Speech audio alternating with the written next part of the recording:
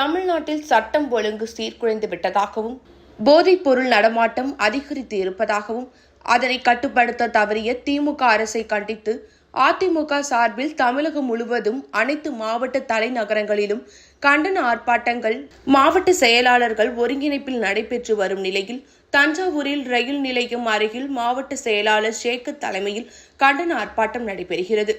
இந்த ஆர்ப்பாட்டத்தில் திரளான அதிமுக தொண்டர்கள் கலந்து கொண்டு போதைப் பொருள் விற்பனை அதிகரித்து வருவதால் இளைஞர்களின் எதிர்காலம் சீரழிகிறது. இதனால் பள்ளி கல்லூரி மாணவர்களும் பாதிக்கப்படுவதால் போதைப்பொருள் கடத்தல் மற்றும் விற்பனையில் ஈடுபடுவோர் மீது கடும் நடவடிக்கை எடுக்க வேண்டும் என்றும் போதைப் பொருளை தடுக்க வேண்டும் என்று வாசகங்கள் கொண்ட பதாகைகளை வைத்து கோஷமிட்டனர்.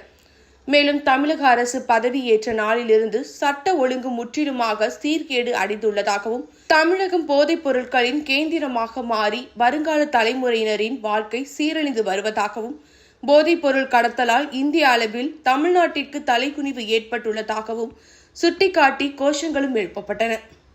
பள்ளிக்கூடம் அருகிலே இந்த இளந்த பழம் ஐஸ் வண்டியெல்லாம் வச்சு விற்பாங்க இல்லையா, அந்த ஐஸ் வண்டியில போதை மருந்தில் ஹீரோயின் பவுடரை வச்சு அந்த கல்லூரி மாணவர்களோட பள்ளி மாணவர்கள்ட்ட ஐஸில் தடவி விற்று கொண்டிருக்கிறான் ஒரு போதை பழத்த கும்பல்.